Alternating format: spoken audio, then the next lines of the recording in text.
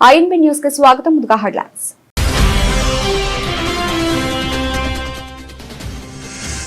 భారత విదేశాంగ మంత్రి జయశంకర్ తో సమావేశమైన అమెరికా విదేశాంగ కార్యదర్శి మార్కో రూబియో ట్రంప్ వాణిజ్య ఒప్పందాన్ని ప్రకటించిన తర్వాత మొదటి సమావేశం.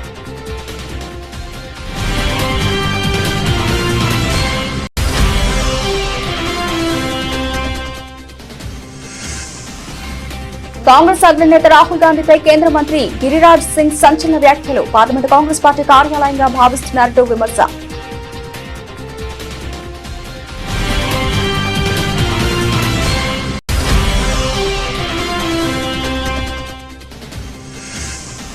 అమెరికాతో వాణిజ్య ఒప్పందం ఉజ్వల భవిష్యత్తుకు శుభసూచకమన్న కేంద్ర మంత్రి. ఈ ఒప్పందాన్ని ప్రధాని మోదీ కొలిక్కి తీసుకువచ్చారన్న పీయూష్ గోయల్.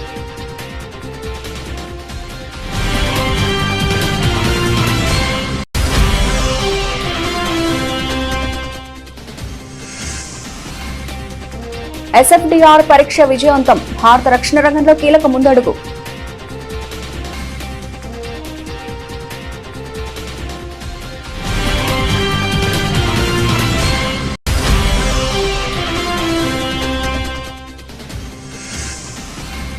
రైతు నేస్తం ద్వారా ప్రభుత్వ పథకాలను ప్రజల్లోకి తీసుకెళ్లాలి. సంబంధిత శాఖ అధికారులకు మంత్రి తుమ్మల ఆదేశాలు.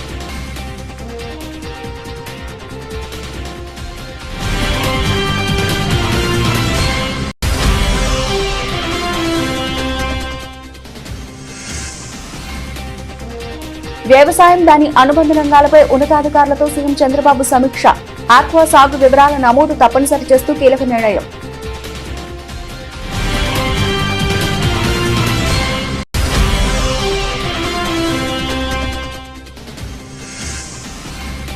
రేవంత్ మాటలు సిట్ విచారణను ప్రభావితం చేసేలా ఉన్నాయి. సీఎంపై ఆగ్రహం వ్యక్తం చేసిన మండలి ప్రతిపక్ష నేత మధుసూదనాచారి.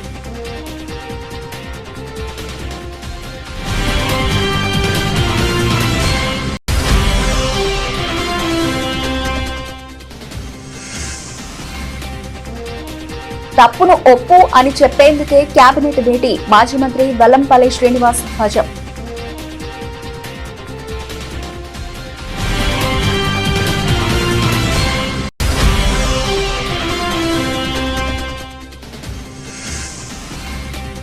మున్సిపాలిటీలకు ఏం చేశాం, ఏం చేస్తామన్నది చెప్పి ఓట్లు అడగండి. అధికార ప్రతిపక్షాలను డిమాండ్ చేసిన తెలంగాణ జాగృతి.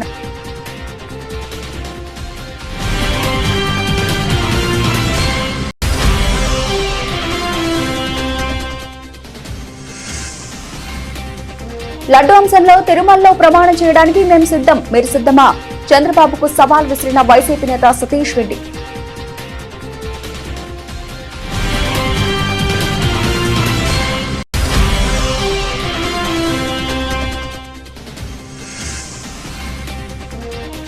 వరుసగా 4వ ఫైనల్లో ఢిల్లీ, గుజరాత్ పై ఘన విజయం. మరోసారి ఆర్సీబీతోనే ఫైట్.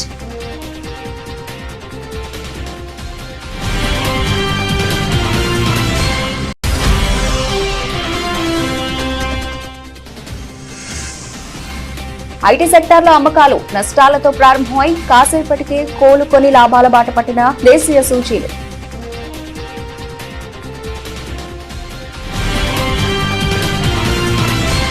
అమెరికా విదేశాంగ కార్యదర్శి మార్కో ఏ రూబియో భారత విదేశాంగ మంత్రి డాక్టర్ సుబ్రహ్మణ్యం జయశంకర్ తో వాషింగ్టన్ డీసీలోని యుఎస్ డిపార్ట్మెంట్ ఆఫ్ స్టేట్ లో సమావేశమయ్యారు. ట్రంప్ అమెరికా భారత్ వాణిజ్య ఒప్పందాన్ని ప్రకటించిన తర్వాత యుఎస్ భారత విదేశాంగ మంత్రుల మొదటి సమావేశం. ఈ విషయమై భారత విదేశాంగ శాఖ మంత్రి జయశంకర్ మాట్లాడుతూ తమ ద్వైపాక్షిక సహకార ఎజెండా, ప్రాంతీయ మరియు ప్రపంచ సమస్యలను కవర్ చేసే విస్తృత సంభాషణ జరిగిందని తెలిపారు. భారతదేశం యుఎస్ వ్యూహాత్మక భాగస్వామ్యం యొక్క అంశాలు వాణిజ్య, శక్తి, అణు, రక్షణ, కీలకమైన ఖనిజాలు మరియు సాంకేతికతతో సహా చర్చించామన్నారు. ఉమ్మడి ప్రయోజనాలను ముందుకు తీసుకెళ్లడానికి వివిధ యంత్రాంగాల ముందస్తు సమావేశాలకు అంగీకరించారని జయశంకర్ స్పష్టం చేశారు. కాంగ్రెస్ పార్టీ నాటక శాస్త్రవేత్తల సభగా మారిందని కేంద్ర మంత్రి గిరిరాజ్ సింగ్ విమర్శలు గుప్పించారు. నాటక శాస్త్రంలో అబద్దాలు, భ్రమలు వ్యాపింపజేసినట్లే అది కాంగ్రెస్ అగ్రనేత రాహుల్ గాంధీ పని అని దుయ్యబట్టారు. ఇదే ప్రజాస్వామ్యాన్ని కించపరిచే చర్య అని ఆగ్రహం వ్యక్తం చేశారు. పార్లమెంటు కాంగ్రెస్ పార్టీ కార్యాలయం అని, ఈ భవనంలో మనం తప్ప మరెవరూ పాలించలేరని రాహుల్ గాంధీ భావిస్తున్నారు అని కేంద్ర మంత్రి గిరిరాజ్ సింగ్ ధ్వజమెత్తారు. कांग्रेस पार्टी टेक्नोलॉजी का जमात हो गया है और थेथरोलॉजी में ऐसी थेथरोलॉजी, ऐसा झूठ, ऐसा भ्रम फैलाना, यही राहुल गांधी और राहुल गांधी के जमात का काम है। लोकतंत्र को शर्मसार करने वाला काम। सदन के अंदर कांग्रेस ने समझ लिया, राहुल गांधी ने, कि ये कांग्रेस पार्टी का दफ्तर है, ये हमारे सिवा कोई इस भवन में राज नहीं कर सकता। व्यवहार ऐसा करना और देश के खिलाफ बोलना कभी सकारात्मक सोच का काम नहीं करना। ये राहुल गांधी के नेतृत्व में देश के खिलाफ एक साजिश के तहत ही ये काम करते हैं। राहुल गांधी झूठ बोलते हैं। अगर हिम्मत है कहें कि हम पर अवमानना का केस चले, अगर सब रिकॉर्डिंग है ना जी, रिकॉर्डिंग में भी झूठ बोल रहा है, ये तो केवल झूठ बोलने का ठीका। और कल ऐसा बोल रहे थे, मैं जानता हूं या मोदी जानते, अरे मोदी जी बनने में 100 जन्म लगेगा, 24 घंटा जनता के लिए सोचते हैं, गरीब के बेटा हैं आप। गरीबी कलावती के घर में सीखा है और नरेंद्र मोदी गरीबों के घर में पैदा लिए हैं, अंतर इतना ही। దేశ ప్రయోజనాల విషయంలో రాజీ పడకుండా పోటీదారులతో పోలిస్తే భారత్ మెరుగైన ఒప్పందాన్ని సాధించిందని కేంద్ర మంత్రి పీయూష్ గోయల్ అన్నారు. అమెరికాతో వాణిజ్య ఒప్పందం భారత ఉజ్వల భవిష్యత్తుకు ఒక శుభసూచకమని ఆయన అన్నారు. ఎంతో కాలంగా ఎదురు చూస్తున్న ఈ ఒప్పందాన్ని ప్రధాని మోదీ కొలిక్కి తీసుకొచ్చారని అన్నారు. ఈ విషయంలో దేశమంతా ఆయనకు అభినందనలు తెలుపుతోందని అన్నారు. ఈ ఒప్పందంతో పేదలు, రైతులు, యువత, మత్స్యకారులకు అపారమైన అవకాశాలు లభిస్తాయని అన్నారు. We stand for the people of India. We stand for national interest. And today, 140 crore Indians are celebrating a trade deal which is under final stages of detailing between the negotiating teams of both countries. We will be shortly issuing a joint statement by both countries along with the details which we will be shortly inking between the United States of America and India. And as soon as the final understanding of the deal is inked and the joint statement is finalized, technical processes are completed, full details will be shared. But I can assure the people of India, I can assure 140 crore brothers and sisters that this is a deal that will make every Indian proud, that will protect the interest of every Indian and provide huge opportunities for all the people of India and will protect the sensitive sectors, the interests of our agriculture and our dairy sectors in full respect, opening up huge opportunities for our labor-intensive sectors, export sectors in textiles, plastics, apparel, home decor, leather and footwear, gems and jewelry, organic chemicals, rubber goods, machineries, so many products, aircraft components. This is truly a deal that every Indian can be proud of. భారత రక్షణ పరిశోధన మరియు అభివృద్ధి సంస్థ మరో కీలక విజయాన్ని అందుకుంది. సాలిడ్ ఫ్యూయల్ డక్టెడ్ రామ్జెట్ టెక్నాలజీని ఒడిశాలోని చాందీపూర్ ఇంటిగ్రేటెడ్ టెస్ట్ రేంజ్ నుంచి విజయవంతంగా ప్రదర్శించింది. ఈ పరీక్షతో సుదూర గగనతల క్షిపణుల తయారీలో భారత్ స్వయం సమృద్ధి దిశగా మరో ముందడుగు వేసినట్లయింది. ముందుగా గ్రౌండ్ బూస్టర్ సాయంతో క్షిపణి వ్యవస్థను నిర్దేశిత వేగానికి చేర్చారు. ఆ తర్వాత nozzle less booster, ramjet motor వంటి అన్ని ఉపవ్యవస్థలు ప్రణాళిక ప్రకారం అత్యంత ఖచ్చితత్వంతో పనిచేశాయి. ఈ పరీక్షకు సంబంధించిన పూర్తి సమాచారాన్ని ఐటీఆర్లో ఏర్పాటు చేసిన ట్రాకింగ్ వ్యవస్థల ద్వారా నమోదు చేసి ధృవీకరించారు. ఈ అత్యాధునిక టెక్నాలజీ విజయవంతం కావడంతో భారత్కు గగనతలంలో గణనీయమైన వ్యూహాత్మక ప్రయోజనం లభించనుంది. శత్రు విమానాలను చాలా దూరం నుంచి అడ్డుకునే సామర్థ్యం భారత వాయుసేనకు అందుబాటులోకి వస్తుంది. దీంతో ఈ పరిజ్ఞానం కలిగిన కొన్ని దేశాల సరసన భారత్ చేరింది.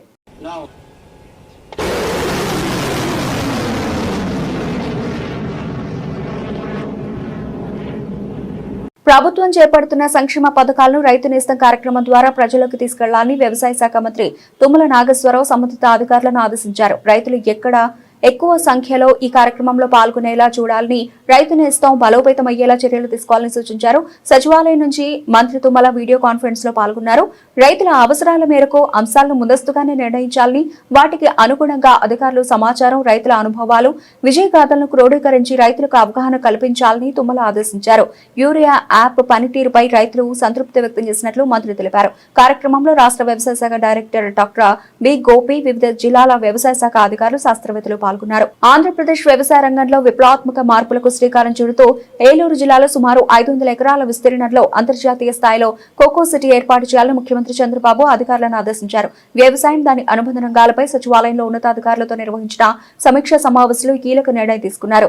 ఈ కోకో సిటీలో సాగు, ప్రాసెసింగ్, మార్కెటింగ్ వంటి అన్ని ప్రక్రియలు ఒకే చోట ఉండేలా ప్రపంచ స్థాయి ప్రమాణాలతో దీన్ని అభివృద్ధి చేయాలని ఆయన స్పష్టం చేశారు. దీనితో పాటు మామిడి, జీడి మామిడి, కొబ్బరి తోటల్లో కోకోను అంతర పంటగా సాగు చేసేలా రైతులను ప్రోత్సహించాలని సూచించారు. మాజీ సీఎం కేసీఆర్ ను ఉద్దేశించి సీఎం రేవంత్ రెడ్డి చేసిన వెకిలి మాటలను తీవ్రంగా ఖండిస్తున్నామని శాసనమండలి ప్రతిపక్ష నేత సిరికొండ మధుసూదనాచారి అన్నారు. రేవంత్ మాటలు సిట్ విచారణను ప్రభావితం చేసేలా ఉన్నాయని, కేసీఆర్ ఏనాడు కూడా విచారణను ఎదుర్కోను అని అనలేదు. మున్సిపల్ ఎన్నికలు ఉన్నందున మొదటి నోటీసు విచారణకు టైం కోరారని వివరించారు. కేసీఆర్ ముమ్మాటికి జాతిపితే తెలంగాణ రాష్ట్రాన్ని తెచ్చిన చరిత్ర కేసీఆర్దే అన్నారు. కేసీఆర్ తెలంగాణ ప్రజల గుండెలో చిరస్థాయిగా ఉంటారని, జస్టిస్ సుదర్శన్ రెడ్డి విద్వేషపూరిత ప్రసంగాలు వద్దని సూచించిన దాన్ని పెడచెవిన పెట్టి రేవంత్ కేసీఆర్ పై దిగజారుడు వ్యాఖ్యలు చేశారని సిరికొండ మధుసూదనాచారి అన్నారు. ఇవాళ కేసీఆర్ గారు జాతిపిత, కేసీఆర్ గారిని తెలంగాణ జాతి గౌరవించుకున్నటువంటి తీరుకు అది నిదర్శనం. ఇవాళ కాంగ్రెస్ పార్టీ ఎవరి పేరిట నడుస్తా ఉన్నది? గాంధీ గారి పేరిట రాజకీయాలు చేస్తున్నటువంటి పార్టీ. ఆయన కుటుంబానికి సంబంధం లేనటువంటి కుటుంబం గాంధీ పేరిట రాజకీయం చేస్తూ రాజకీయ పబ్బం గడుపుకున్నటువంటి కాంగ్రెస్ పార్టీ నాయకులు కేసీఆర్ గారు జాతిపిత. ముమ్మాటికి తెలంగాణ జాతి ఉన్నంత వరకు తెలంగాణ ప్రజల హృదయాలలో ఈ జాతిని విముక్తం చేసినటువంటి నాయకుడిగా చరిత్ర ఉన్నంత వరకు, తెలంగాణ జాతి ఉన్నంత వరకు గౌరవించబడేటువంటి మొదటి వ్యక్తి కేసీఆర్. రేవంత్ రెడ్డి నిన్న మీరు ముఖ్యమంత్రి హోదాలో మాట్లాడినటువంటి క్రమం తర్వాత పెద్దలు సుదర్శన్ రెడ్డి గారు ఏం చెప్పిండ్రు? ఈ హేట్ స్పీచ్లు సమాజానికి మంచివి కాదని అన్నారు. మరి అటువంటి పెద్ద మనిషి అటువంటి సూచన చేసినటువంటి మరుక్షణంలోనే ఇంత దిగజారేటువంటి మాట మాట్లాడి కేసీఆర్ గారి వ్యక్తిత్వానికి, కేసీఆర్ గారికి ప్రజల్లో ఉన్నటువంటి ఔన్నత్యానికి ఏదో రకంగా తగ్గించాలనేటువంటి నీ చిలిపి ప్రయత్నాలు తెలంగాణ సమాజం గమనిస్తూనే ఉంది. మీ దుర్మార్గం ఏందనేటువంటి విషయం కూడా తెలంగాణ ప్రజానికానికి స్పష్టత ఉన్నది అనేటువంటి విషయం గుర్తు చేస్తూ ఉన్నాం. తెలంగాణ రాష్ట్ర సాధనతో పాటు తెలంగాణ రాష్ట్రాన్ని అద్భుతంగా తీర్చిదిద్దినటువంటి గొప్ప నాయకుడు కేసీఆర్. పదవులను తృణప్రాయం లాగా వదిలిపెట్టి చివరికి ప్రాణత్యాగానికి సిద్ధమై తెలంగాణ సాధించుండు. సొంత పార్టీ పెట్టుకున్నాడు. మీరేం చేస్తున్నారు ముఖ్యమంత్రి గారు? ఎన్ని పార్టీలు మార్చిండ్లు?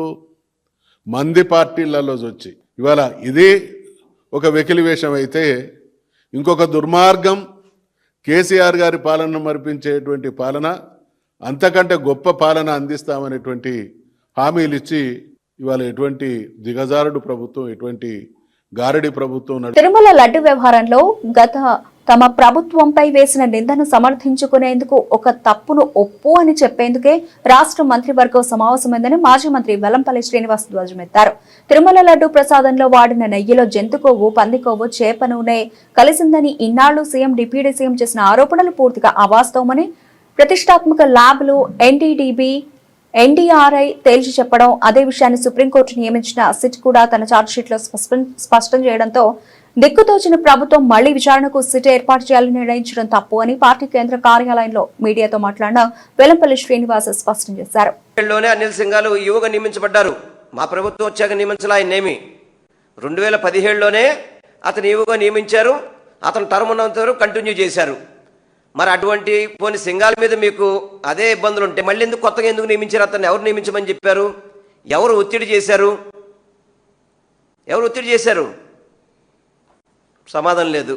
మళ్ళీ మాకు ఏదో సిబిఐ సిట్ రిపోర్ట్లో మాకు ఆధారాలు వచ్చినాయి, అంటే వాళ్ళకి నచ్చిన ఆఫీసర్ని వేసుకోవాలి అని చెప్పి ఉద్దేశంతో ఈయన్ని లేపేశారు. దానికి ఇది ఒక వంక పెట్టారు. దీంట్లో ఎవరు కూడా ఆలోచించాల్సిన పరిస్థితి లేదు. కాకపోతే నేను కోరుకునేది చంద్రబాబు నాయుడు గారిని కానీ ఈ నలుగురు మంత్రులు కూడా ఇందాక విలేకరుల సమావేశంలో మాట్లాడుతుంటే విలేకరులు, నువ్వే పేపరు, ఏ టీవీ, సాక్షియా, సర్లే నువ్వు అసలు సమాధానం మీ దగ్గరుంటే నలుగురు మంత్రులు మాట్లాడారు. దాంట్లో పార్సారథి గారు కూడా మాట్లాడారు, మేము కొనుగోలు కమిటీలో ఉన్నాం కానీ మాకు సంబంధం లేదని చెప్పని. అంటే వాళ్ళ పార్టీ మారిపోతే మాత్రం కొనుగోలు కమిటీతో సంబంధం లేదు. వేమిరెడ్డి ప్రశాంత్ రెడ్డి గారు ఆమె కూడా కొనుగోలు కమిటీలో ఉందే. పార్సారథి గారు ఉన్నారు, వాళ్ళైతే మీడియా ముందు కూర్చొని అయ్యో మా కొనుగోలు కమిటీలో మాకేం సంబంధం లేదండి వాళ్ళే చూసుకున్నారు. అంటే వాళ్ళ పార్టీలో కండవ కప్పితే మాత్రం వాళ్ళకి సంబంధాలే ఉండవు. అసలు అందులో కూడా నిన్న సిట్ రిపోర్ట్లో, సరే అది సిబిఐ సిట్ది మన ఇచ్చింది కరెక్టా కాదనేది వేరే విషయానికి వెళ్తే దాంట్లో ఎక్కడ కూడా వైవి సుబ్బారెడ్డి గారి పేరు ఎక్కడ మెన్షన్ చేయలేదే. మెన్షన్ చేయనప్పుడు మీరు ఇందాక వైవి సుబ్బారెడ్డి గారు నిందితుడు అని చెప్పి ఏ విధంగా మీరు చెప్తారని ఒక సుప్రీంకోర్టులో ఒక అంశం ఉండగా వీళ్ళు పలానా వాళ్ళు నిందితులు అని చెప్పే అధికారం మీకెక్కడిది? అసలుకి మీకెక్కడికి? ధర్మారెడ్డి గారు నిందితుడు, సుబ్బారెడ్డి గారు నిందితుడు అని చెప్పని మీరు ఏ విధంగా దాన్ని మీరు చెప్తారు? సిటీ రిపోర్టు, సిబిఐ రిపోర్టు కోర్టుకి ఇచ్చింది, సుప్రీంకోర్టు దాన్ని డిసైడ్ చేస్తుంది what is this, what is what అని చెప్పని. అంతే తప్ప మీరెవరు ఇవన్నీ చెప్పడానికి? దీనికి 3.5 గంటలు చర్చ. పవన్ కళ్యాణ్ గారేమో చైర్మన్ గారికి అడిగారా అని చెప్పని ఆయన అడిగారట. వీళ్ళు మేము చైర్మన్ గారికి ఇచ్చామని చెప్పారంట. ఒక సినిమా కథలల్లి, అంటే వీళ్ళు ఆల్రెడీ పూర్తిగా కూడా ఫెయిల్ అయిపోయిన సంగతి రాష్ట్ర ప్రజలందరికీ తెలుసు. తిరుమల తిరుపతి దేవస్థానంలో ఈ కూటమి ప్రభుత్వం తప్పు చేసింది, లేని అపచారాన్ని ఉన్నట్టుగా చెప్పారు. అది ఈ ల్యాబ్ రిపోర్ట్స్ ద్వారా బట్టబయలైంది. దాన్ని కవర్ చేసుకోవడానికి అనేక రకాల తంత్రాలు మామూలు కూడా కాదు. ఏదైతే రోడ్డు మీద 10 ఏళ్ల బీఆర్ఎస్ 2 ఏళ్ల కాంగ్రెస్ హయాంలో రాష్ట్రంలో మున్సిపాలిటీల పరిధిలో ఏం అభివృద్ధి జరిగిందని తెలంగాణ జాగృతి రాష్ట్ర ఉపాధ్యక్షుడు కోలు శ్రీనివాస్ మరియు తెలంగాణ జాగృతి జనరల్ సెక్రటరీ నవీన్ ఆచారి ఇరు పార్టీలను ప్రశ్నించారు. మున్సిపల్ ఎన్నికల్లో పోటీ చేస్తున్న ప్రతిపక్ష పార్టీలు అధికార కాంగ్రెస్ మున్సిపాలిటీలకు ఏం చేశాం, ఏం చేస్తామన్నది చెప్పి ఓట్లు అడగకుండా డైవర్షన్ పాలిటిక్స్ చేస్తున్నారని విమర్శించారు. బీఆర్ఎస్ 10 ఏళ్లు, కాంగ్రెస్ 2 ఏళ్లు అధికారంలో ఉండి కూడా ప్రజలకు ఏం చేశామన్నది చెప్పుకోలేని దౌర్భాగ్య పరిస్థితిలో ఉన్నారని అన్నారు. ఈరోజు తెలంగాణ రాష్ట్రంలో ఎన్నో రోజులుగా ఎదురు చూస్తున్న మున్సిపల్ ఎలక్షన్స్ రావడం జరిగింది. అదేవిధంగా రాష్ట్ర ప్రభుత్వం హడావుడిగా నోటీసుని ఇవ్వడం జరిగింది. అసలు గతంలో ఏదైతే గ్రామ పంచాయతీ ఎలక్షన్ జరిగినవో దాన్ని దృష్టిలో పెట్టుకొని ఈరోజు రాష్ట్ర ప్రభుత్వం ఎన్నికల నోటిఫికేషన్ ఇవ్వడం జరిగింది. కానీ ముఖ్యంగా ఈరోజు గుర్తుపైన జరిగే ఎలక్షన్స్ ఇది. రాష్ట్రంలో ప్రతిపక్షాలు కానీ అదేవిధంగా అనేక పార్టీలు కూడా పోటీ పడుతున్న సందర్భంలో అసలు మున్సిపాలిటీలో జరిగిన అభివృద్ధి ఏంటిది, అసలు మున్సిపాలిటీ ఇంతవరకు ఏ విధంగా అభివృద్ధి చెందిందో, రాష్ట్రంలో గ్రామ పంచాయతీలను తీసుకెళ్ళి మున్సిపాలిటీగా, మున్సిపాలిటీని తీసుకుపోయి కార్పొరేషన్గా, కార్పొరేషన్ ఏ అభివృద్ధి చెందని జిహెచ్ఎంసీని కలపడం జరిగింది. జిహెచ్ఎంసీలో ఒక వర్షం పడితే అసలు నగరం ఏమైందని చూసే పరిస్థితి ఏర్పడ్డది. కానీ ఈరోజు నిజంగా రాష్ట్ర ప్రభుత్వం చేస్తున్న అభివృద్ధి ఏంటిది, ఏ విధంగా జరిగింది? గత 2 సంవత్సరాలు కానీ గతంలో 10 సంవత్సరాలు కానీ ఎలాంటి అభివృద్ధి జరగలేదు. ఈరోజు బయటికి వెళ్ళాలంటే కూడా వర్షం పడితే ఇంటికి వచ్చే పరిస్థితి కూడా కరెక్ట్ లేదు. ప్రజలందరూ కూడా చూస్తున్నారు అభివృద్ధి ఏ విధంగా జరుగుతుంది, ఇప్పుడు ఏ విధంగా అభివృద్ధి జరగాలి, ఎవరైతే మనకు ఖచ్చితమైన ఒక నాయకత్వం కావాలి అనేది. ఇప్పుడు మనకు బహుజనులకు మంచి ఒక పార్టీ అంటే ఏదైతే ఉందో సింహం గుర్తు పైన మన వాళ్ళు కూడా పోటీ చేస్తున్నారు. తెలంగాణ రాష్ట్రంలో ఉన్న ప్రతి ఒక్కరు కూడా చూస్తున్నారు. కవితక్క గారు ఎప్పుడు వస్తారు, ఎప్పుడు పార్టీ పెడతారు, కవితక్క గారు చేసే అభివృద్ధిని కానీ, కవితక్క గారు ఈరోజు ప్రజల్లో కానీ, జనం మాట కానీ, జనంలో జరుగుతున్న ఎక్కడెక్కడ అన్యాయం జరుగుతుంది, ఎక్కడ అభివృద్ధి జరగలేదు, ఎక్కడ ఏం కావాలి అనే విధంగా ప్రతి గ్రామం నుంచి కూడా అక్కగారు కూడా జనం మాట చేయడం జరిగింది. అదేవిధంగా వచ్చే ఎన్నికల్లో కూడా ప్రతి ఒక్కరు కూడా ఆలోచించి ఒక మంచి వ్యక్తిని, మంచి ప్రభుత్వాన్ని, మంచి పరిపాలన చేసే వారిని ఎన్నుకోవాల్సిందిగా కోరుతున్నాను. ఇవాళ రాష్ట్ర వ్యాప్తంగా మున్సిపల్ ఎన్నికల వేళ అంతటా కూడా ప్రజలందరూ కూడా మున్సిపల్ ఎన్నికల్లో కూడా గెలిస్తే ఏం చేస్తావు అని చెప్పి ఇలా అధికార ప్రతిపక్షాలను ప్రశ్నిస్తున్న సమయంలో కూడా ఈ అధికార ప్రతిపక్షంలో ఉన్నటువంటి కాంగ్రెస్ పార్టీ కానీ, బీఆర్ఎస్ పార్టీ కానీ ప్రజల దృష్టిని మరల్చేటటువంటి పని చేస్తూ ఉంది. వీళ్ళ చర్చ ఎంతసేపు కూడా ఇటు ఎవరు జాతిపితానే చర్చ వైపు, లేకపోతే ఈ ఫోన్ ట్యాపింగ్ నోటీసులు ఇవ్వడము, ఇట్లాంటి విషయాల మీద దృష్టి మరల్చే పని చేస్తూ ఉన్నారు. ఇదంతా కూడా ఒక పథకం ప్రకారం జరుగుతుంది. ఎందుకంటే గతంలో 9.5 సంవత్సరాలు ఈ రాష్ట్రాన్ని బీఆర్ఎస్ పాలించింది. దాదాపు 2 సంవత్సరాల నుంచి కూడా కాంగ్రెస్ అధికారంలో ఉంది. వీళ్ళిద్దరు కూడా అధికారంలో ఉన్నప్పుడు ఏ సమస్యల మీద అయితే వీళ్ళు సాల్వ్ చేసిందో, ఏ సమస్యల మీద వీళ్ళు పని చేసిందో అది చెప్పుకోకుండా, ప్రజల జీవితాన్ని ఎంతవరకు బాగా చేసిండ్రు అన్నది చెప్పుకోకుండా, నగరాన్ని ఎంతవరకు సుందరీకరణ చేసిండ్రు, ఎంతవరకు ఉన్నటువంటి మౌలికమైన సమస్యలు పరిష్కరించారని చెప్పుకోకుండా వీళ్ళు ఎంతసేపు డైవర్షన్ పాలిటిక్స్ కు పాల్పడుతూ ఉన్నారు అన్నది ఇవాళ ప్రజలు అర్థం చేసుకుంటా ఉన్నారు. ఫోన్ ట్యాపింగ్ పేరు మీద మాకు నోటీసులు ఇవ్వడం సరే, దానికి మీరు జనసమీకరణ చేసి అడావిడి చేయడం సరే, ఇదంతా కూడా ఒక పథకం ప్రకారమే ఉద్దేశం మరచే గుట్టలు కనబడతా ఉన్నాయి. ఎందుకంటే రాష్ట్ర వ్యాప్తంగా ఇన్ని మున్సిపాలిటీ లోపల ఎన్నికలు జరుగుతూ ఉన్నాయి. వేలాది మంది కార్పొరేటర్ అభ్యర్థులుగా, వార్డు మెంబర్లుగా, అట్లనే కౌన్సిలర్గా పోటీ పడతా ఉన్నారు. ఈ సందర్భం లోపల మీరు ఏం చెప్పాలా? మీరు అధికారంలో ఉన్నప్పుడు చేసినటువంటి పనులు కదా మీరు చెప్పుకోవాల్సింది. అది చెప్పుకోకుండా మీరు ఇక్కడ ఎన్నో సమస్యలు బస్తీ లోపల కానీ, నగరాల లోపల కానీ సుదీర్ఘకాలంగా సిస్టమ్ వేసింది. దాని మీద ఇంతవరకు మీరు పనిచేసిన దాఖలు లేదు. త్రాగునీరు ఇబ్బందులు ఎక్కడికెక్కడ వస్తూ ఉన్నాయి. చాలా చోట్ల అయితే బోర్లో నీళ్ళు కూడా త్రాగునీరుతో కలుషితమైన నీళ్ళు వస్తున్నటువంటి పరిస్థితి. మీరు చాలా చోట్ల కూడా కండారంట పంచాయతీలు చేసిండు. అట్లానే మేజర్ గ్రామ పంచాయతీలు చాలా చోట్ల కూడా మున్సిపాలిటీలో కలపడం, ఇవాళ అట్లాంటి మున్సిపాలిటీలు అన్నింటినీ తీసుకొచ్చి జిహెచ్ఎంసీలో కలుపుతూ ఉన్నారు. ఇది మొత్తం గ్రామ స్థాయి నుంచి కూడా రాష్ట్ర రాజధాని స్థాయి వరకు కూడా చేస్తూ వచ్చినారు. కానీ ఎక్కడ కూడా కేవలం అప్గ్రేడ్ చేసేది తప్ప దానికి నిధులు కేటాయించలేదు, అక్కడ మౌలిక వసతులు ఏర్పడలేదు. ప్రజలందరూ కూడా మాజీ మంత్రుల ఇళ్లపై దాడులు రాష్ట్రంలో శాంతి భద్రతల వైఫల్యానికి నిదర్శనం. YSRCP state general secretary S V Satish Reddy స్పష్టం చేశారు. కడప వైఎస్ఆర్సీపీ కార్యాలయంలో మీడియాతో మాట్లాడుతూ ప్రభుత్వ వైఫల్యాలను ప్రశ్నిస్తే గూండాలతో దాడులు చేయించడం ప్రజాస్వామ్యానికి ముప్పు అని ఆయన ఆగ్రహం వ్యక్తం చేశారు. తిరుపతి లడ్డు అంశంలో సిట్ నివేదికలో చంద్రబాబువి అబద్దాలు అని తేలడంతో డైవర్షన్ రాజకీయాలకు తెరతీశారని ఆయన మండిపడ్డారు. మీరు తప్పుడు ప్రచారాల కోసం కేవలం రాజకీయాల్లో మీ చేతగాని వైఫల్యాలను కప్పిపుచ్చుకునేదానికి ప్రజలకు తప్పుదోవ పట్టిస్తూ ఆ యొక్క లడ్డు మీద దుష్ప్రచారం చేసేటట్లయితే ఆ శాపం మీకు తగులుకుంటుంది. మీరు మీ కుటుంబాలు కూడా సర్వనాశనం అవుతారని చెప్పి ఈ సందర్భంగా మీ అందరికీ గుర్తు చేస్తున్నాను. గుర్తుపెట్టుకో. వెంకటేశ్వర స్వామి చాలా పవర్ఫుల్ గాడ్. నువ్వు చెప్తా ఉంటావు అది నీ ఇంటి దేవుడని. ఆ ఇంటి దేవుడే నీకు వచ్చి నిన్ను నీ కుటుంబాన్ని శిక్షిస్తాడు. నువ్వు తప్పించుకోలేవు ఆయన శిక్ష. ఇక్కడ భూమి మీద ఎవరైనా వేయలేరేమో కానీ తప్పకుండా ఆ భగవంతుని యొక్క ఆగ్రహం నువ్వు తప్పు చేసింటే నీకు తగులుకుంటుంది. గుర్తుపెట్టుకో. అదే మేము అపవిత్రం చేసేట్టు మా నాయకుడు కానీ మేము చేస్తుంటే మేమందరం కూడా సర్వనాశనం అవుతాం. దీనికి మేము సిద్ధం. మీరు సిద్ధమా? మీరు దానికి సవాల్ను స్వీకరిస్తారా? చంద్రబాబు నాయుడు గారు రండి, మనం ప్రమాణం చేద్దాం. తిరుపతికి పోయి ప్రమాణం చేద్దాం. ఆ లడ్డు మీద మా పార్టీ నాయకులు కానీ మేము కానీ ఎటువంటి కలుషితం చేయాలనే ప్రయత్నం చేస్తే మేము సర్వనాశనం అవుతాం. మేము రెడీ. కానీ ఆ లడ్డులో ఎటువంటి కలుషితం జరగకపోయినా కూడా దాన్ని రాజకీయంగా మీరు వాడుకొని ప్రజల మనోభావాలు, ముఖ్యంగా హిందువుల మనోభావాలు దెబ్బతీసేటువంటి దానికి మీరు కారకులైతే మాత్రం మీరు 100కి 100 శిక్షకు అర్హులవుతారని చెప్పి నేను సందర్భంగా చెప్తున్నాను. మహిళల ప్రీమియర్ లీగ్ లో ఢిల్లీ క్యాపిటల్స్ మరోసారి తమ ఆధిపత్యాన్ని చాటుకుంది. మంగళవారం జరిగిన కీలక మ్యాచ్ లో గుజరాత్ జైంట్స్ ను 4 వికెట్ల తేడాతో మట్టి కరిపించి వరుసగా 4వ ఫైనల్కు దూసుకెళ్లింది. 169 పరుగుల లక్ష్యాన్ని ఢిల్లీ బ్యాటర్లు ఇంకా 26 బంతులు మిగిలి ఉండగానే అలవోకగా ఛేదించారు. లక్ష్య ఛేదనలో ఢిల్లీ ఓపెనర్లు లెజల్లీ షఫాలీ వర్మ ఆరంభం నుంచే విరుచుకుపడ్డారు. పవర్ ప్లే ముగిసేసరికి స్కోరును 75 పరుగులకు చేర్చి విజయాన్ని ఖాయం చేశారు. ఆ తర్వాత కెప్టెన్ జెమిమా రోడ్రిగ్స్ తన ట్రేడ్ మార్క్ షాట్లతో స్పిన్నర్లను ఆట ఆడుకుంది.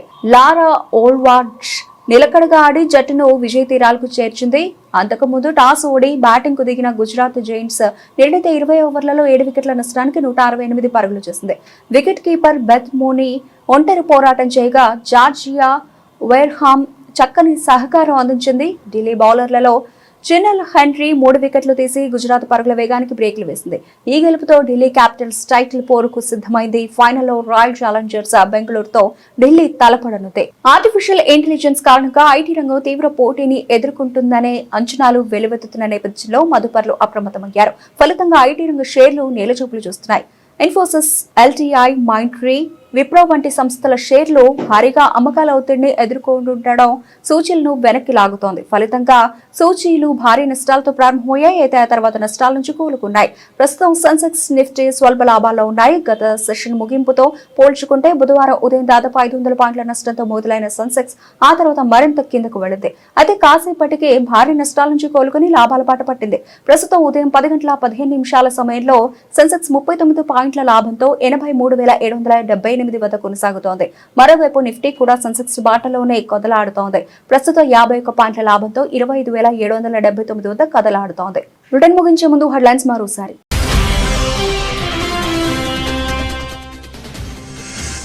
భారత విదేశాంగ మంత్రి జయశంకర్ తో సమావేశమైన అమెరికా విదేశాంగ కార్యదర్శి మార్కో రూబియో ట్రంప్ వాణిజ్య ఒప్పందాన్ని ప్రకటించిన తర్వాత మొదటి సమావేశం.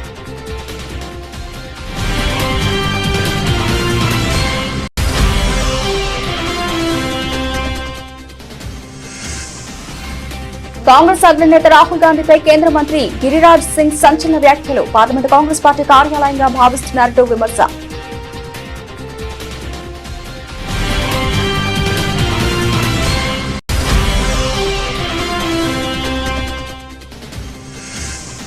అమెరికాతో వాణిజ్య ఒప్పందం ఉజ్వల భవిష్యత్తుకు శుభసూచకమన్న కేంద్ర మంత్రి. ఈ ఒప్పందాన్ని ప్రధాని మోదీ కొలిక్కి తీసుకువచ్చారన్న పీయూష్ గోయల్.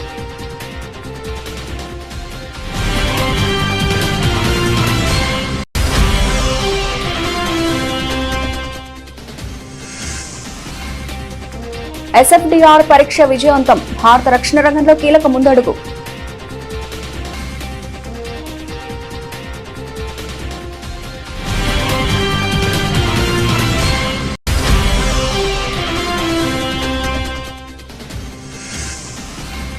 రైతు నేస్తం ద్వారా ప్రభుత్వ పథకాలను ప్రజల్లోకి తీసుకెళ్లాలి. సంబంధిత శాఖ అధికారులకు మంత్రి తుమ్మల ఆదేశాలు.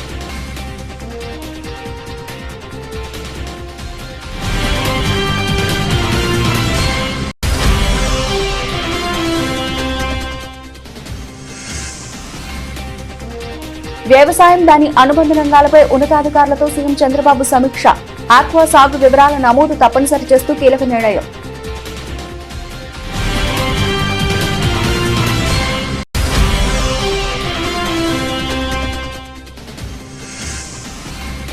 రేవంత్ మాటలు సిట్ విచారణను ప్రభావితం చేసేలా ఉన్నాయి. సీఎంపై ఆగ్రహం వ్యక్తం చేసిన మండలి ప్రతిపక్ష నేత మధుసూదనాచారి.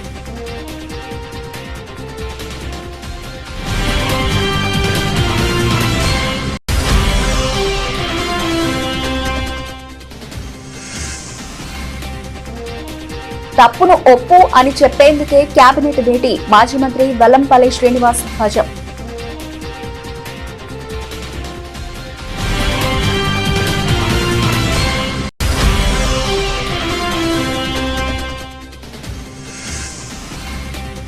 మున్సిపాలిటీలకు ఏం చేశాం, ఏం చేస్తామన్నది చెప్పి ఓట్లు అడగండి. అధికార ప్రతిపక్షాలను డిమాండ్ చేసిన తెలంగాణ జాగృతి.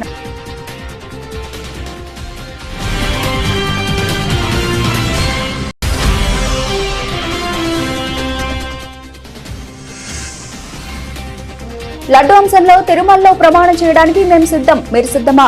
చంద్రబాబుకు సవాల్ విసిరిన వైసీపీ నేత సతీష్ రెడ్డి.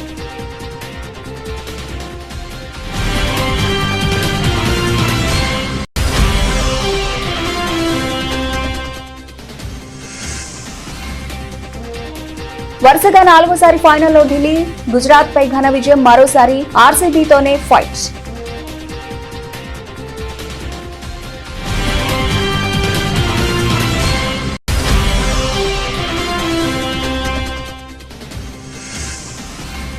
ఐటీ సెక్టార్లో అమ్మకాలు నష్టాలతో ప్రారంభమై కాసేపటికే కోలుకొని లాభాల బాట పట్టిన దేశీయ సూచీలు.